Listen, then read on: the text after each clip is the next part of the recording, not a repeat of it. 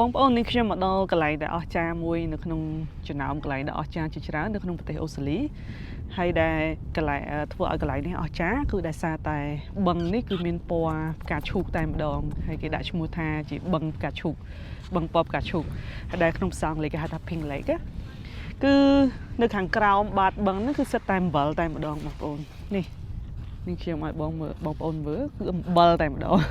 តែនេះខ្ញុំអត់ហ៊ានលិតទេព្រោះអំបិលគេអត់ទាន់ធ្វើអត់ទាន់ដកសារជាតិមេរោគអីចេញអញ្ចឹងណាប៉ុន្តែជាអំបិលហ្មងហើយដូចផ្លេកគេហៅ crystal នេះបងប្អូននេះខ្ញុំថតឲ្យបងប្អូនមើលតែម្ដងអំបិលឃើញទេអំបិលចេញពីក្នុងដីតែម្ដងអំបិលពណ៌ផ្កាឈូកគេចោះដើរជើងទៅទេអញ្ចឹងម្ដុំនេះពណ៌ផ្កាឈូកខ្លាំងហ្មងអូណែប៉ុន្តែរឿងផ្សារភ្នែកបន្តិចដោយសារតែវាខ្យល់បក់មកវានាំជាតិអំបិលមកបងប្អូនដាច់កតុយភ្នែកបឹងនេះអស្ចារ្យមែនតើបងប្អូនដែលនៅរដ្ឋអាដាលេដស្រាប់អត់គួរខកខានកន្លែងនេះហើយខ្ញុំគិតថាបងប្អូនភាគច្រើនបានមកស្គាល់